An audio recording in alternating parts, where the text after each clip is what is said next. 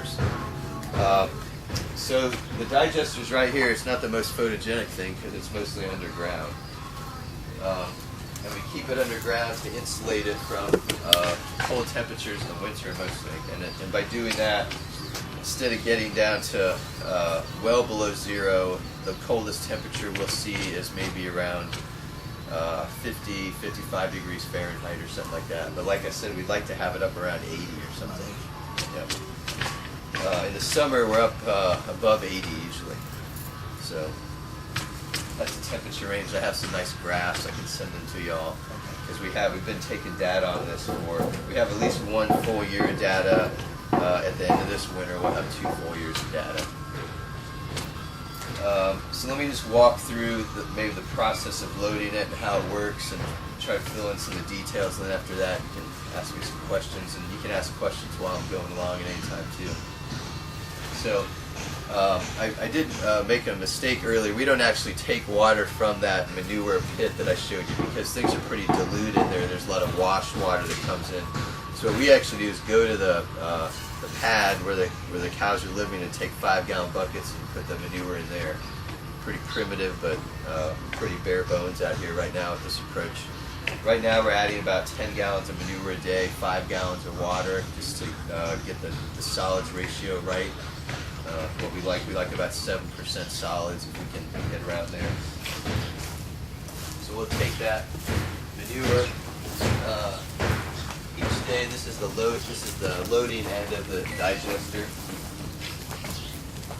So we'll dump it in here. There's a line or a pipe that you see going in here. It'll come down about 45 degrees, and right now Tom's standing on top of the digester. So below that rock right there, there's a 300-gallon tank buried down there. Okay.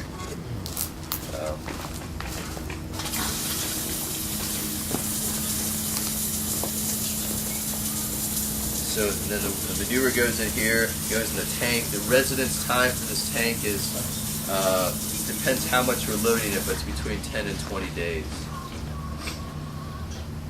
So the manure will go in here, and then this is our effluent tank here.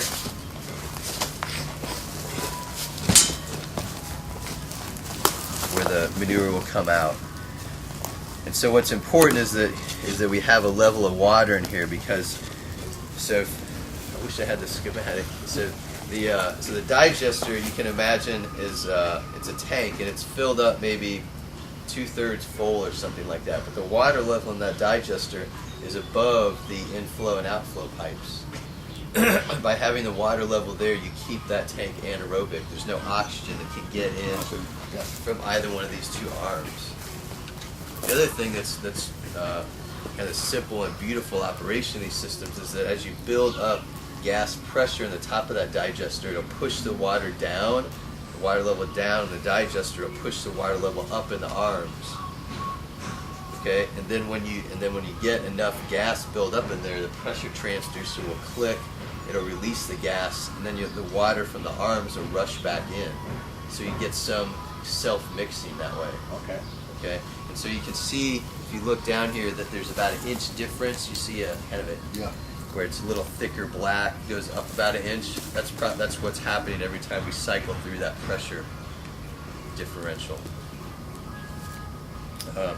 We do have a sampling. We have a sampling port here. This goes down into the digester, so we can take water samples from the digester. So some of the work we do out here is looking at water quality, so what happens with nutrients and carbon from the input to inside the digester to the output.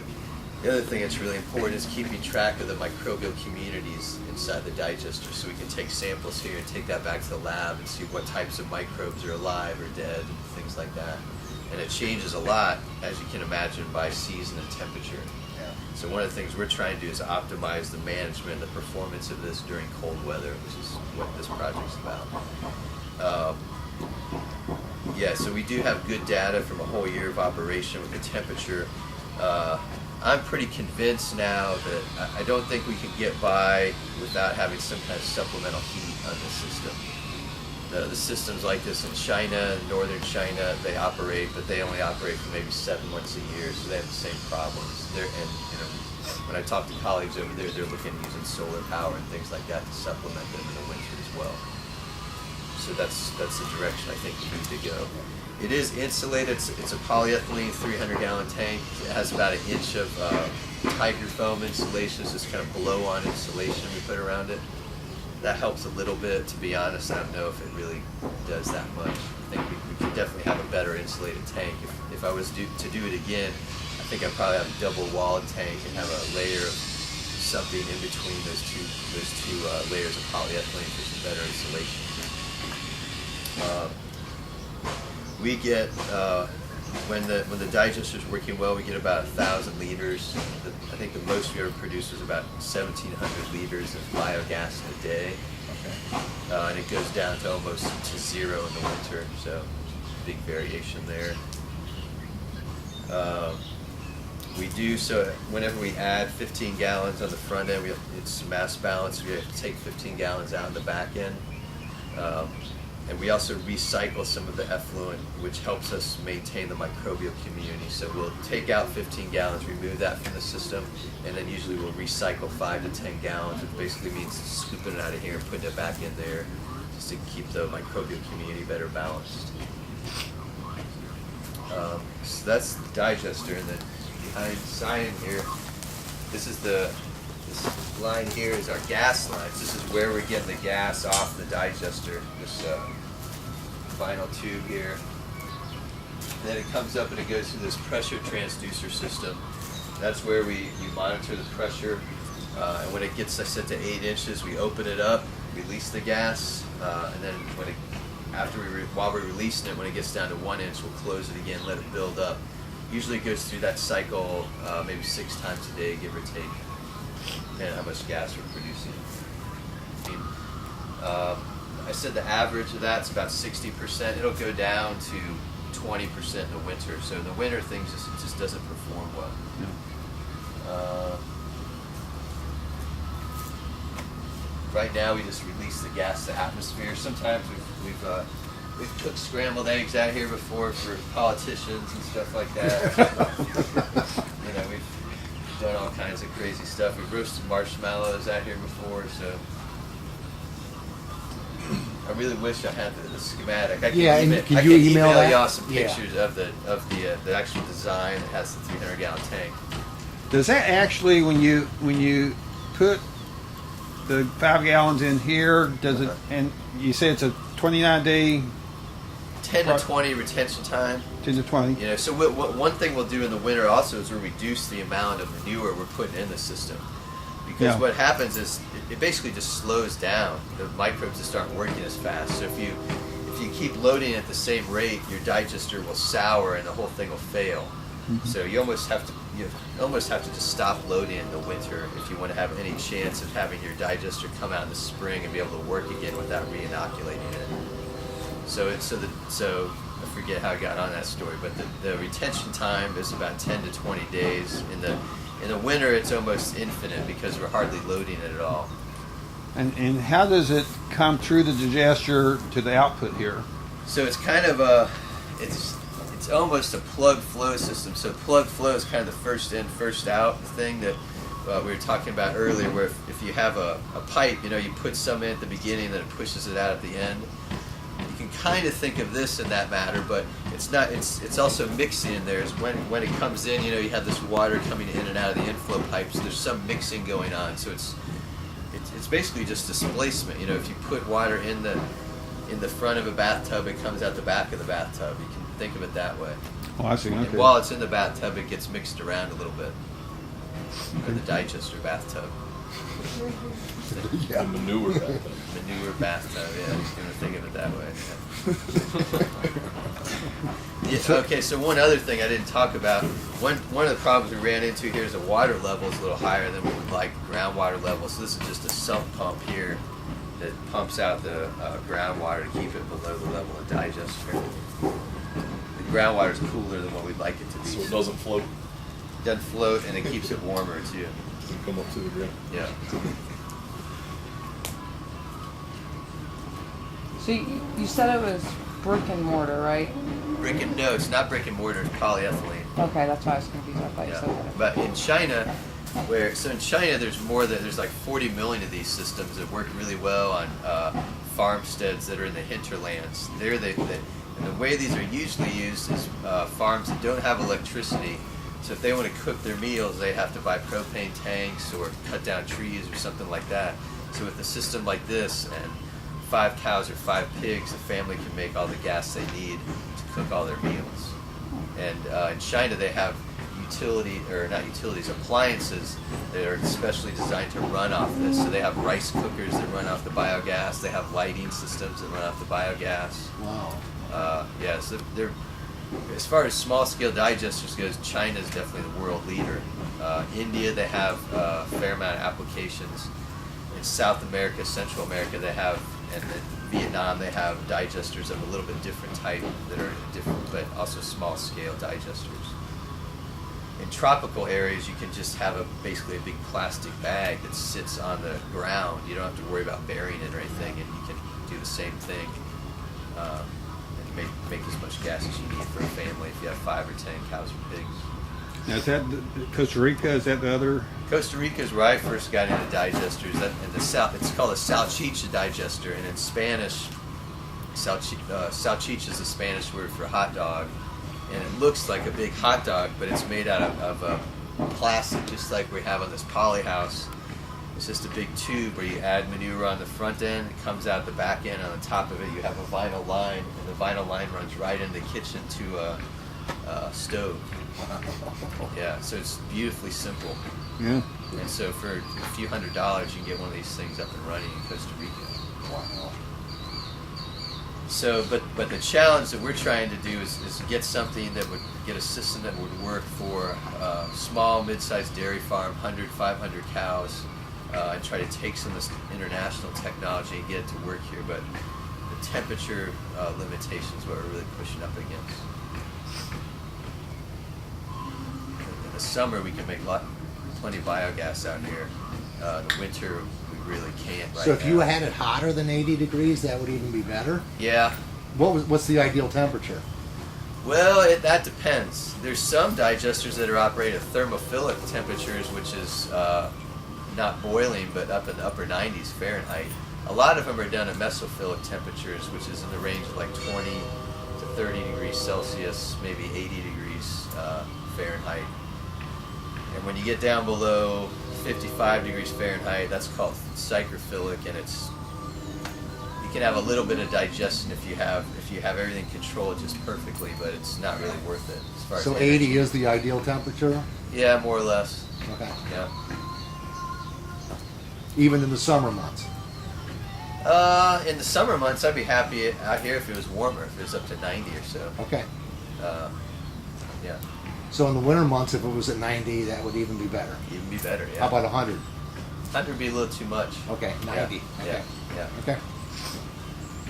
A lot of the microbes, they're the same microbes that live inside cows or live inside us. So they, maybe 98 might be ideal or something like that. Okay. Yeah. Body temperature. Yeah, more or less. Okay. What temperature does it average in the summer? Oh, in the summer, I think the highest temperature we get to is 27 degrees Celsius, and I can't do that conversion in my head so well between Celsius and Fahrenheit, but it's probably 85 or something, I guess.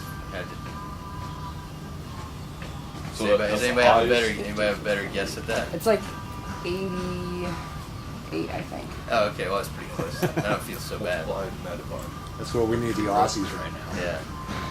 So now, how many cows do they run over here? They have about 100, give or take. It bumps around. a And little just out of curiosity, how much water do they need to clean those parlors?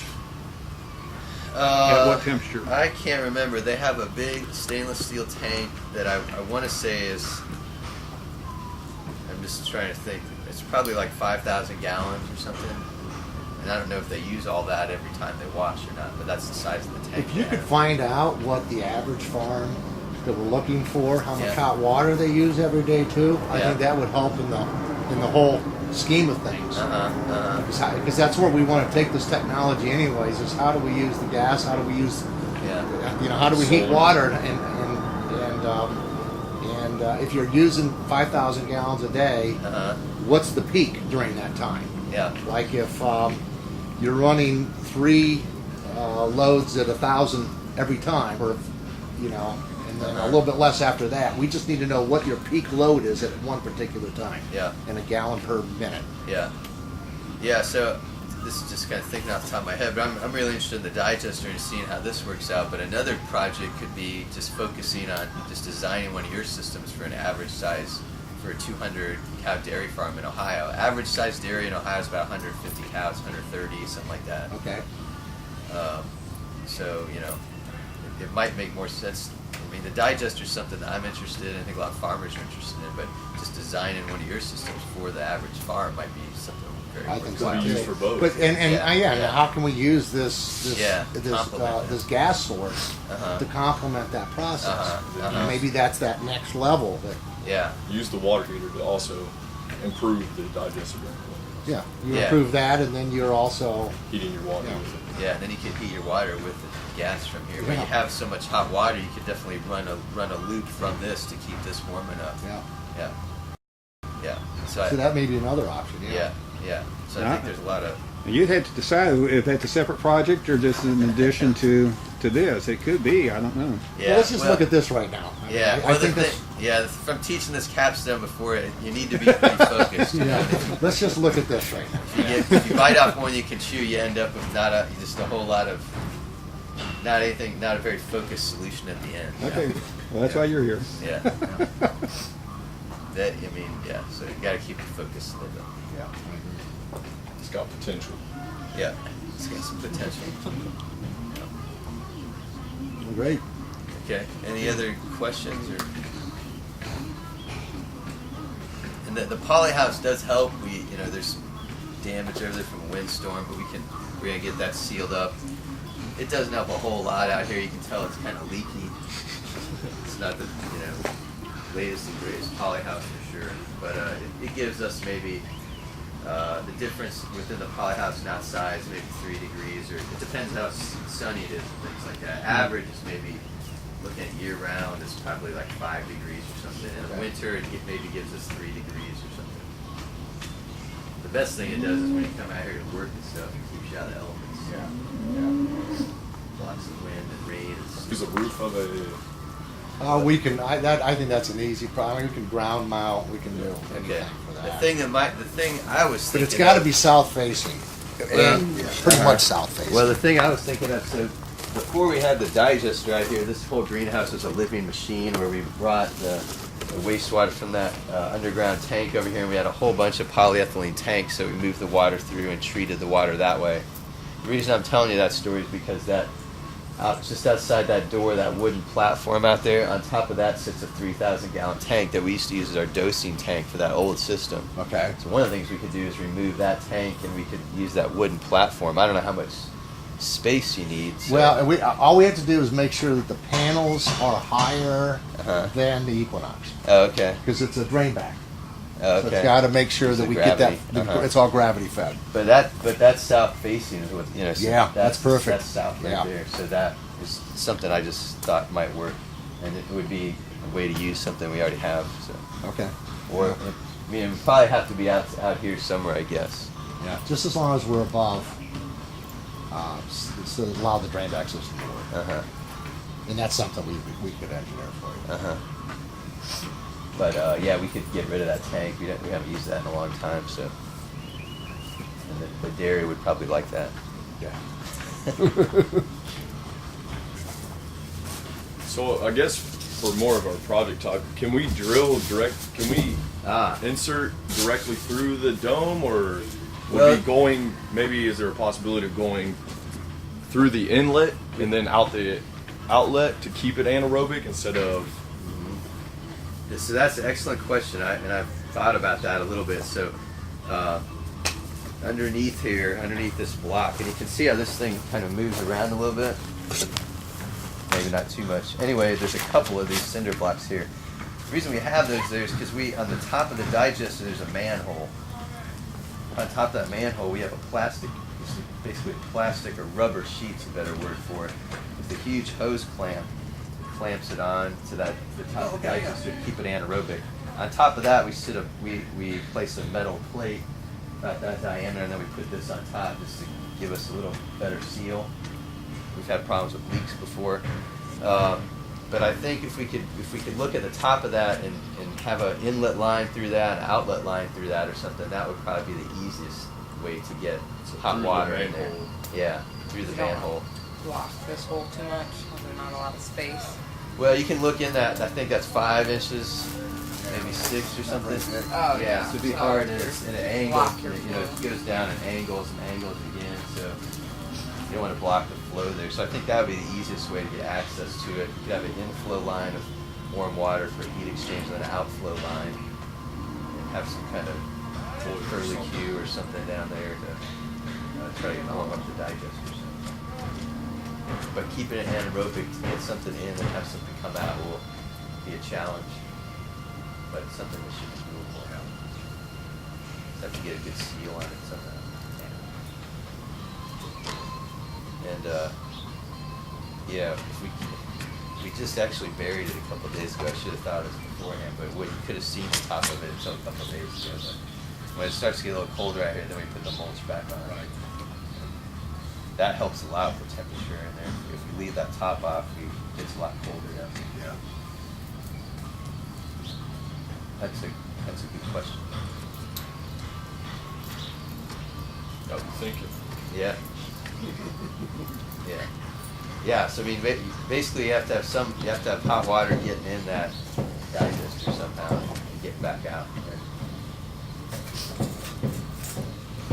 But yeah, I could see, a full-scale system. It would be nice to have this integrated with your system and then have them complement each other. Yeah. And then you're using a manure to keep the hot water and have a really efficient hot water heater. That's what a dairy farm. I think that would be pretty key. Yeah, because propane is just outrageous. Yeah. Yeah. And it's You not got, getting you got a cheaper. free energy source now. Yeah. Yeah. Kind of the idea you're Yeah. going on with the 2 layers, maybe even in the future having one that integrates the water. Yeah. As a layer around the whole Yeah, thing. like in between the 2 plastic layers, just Yeah. keeping it at that main temperature the whole time. Yeah, and they have double line tanks. I mean, that's vital. Well, it's like our tank. I mean, we lose 3 degrees a day, so, and that's just out of the structure of the tank. It's probably propylene, so has to be made by a, big machine. But I'm sure we can figure out something.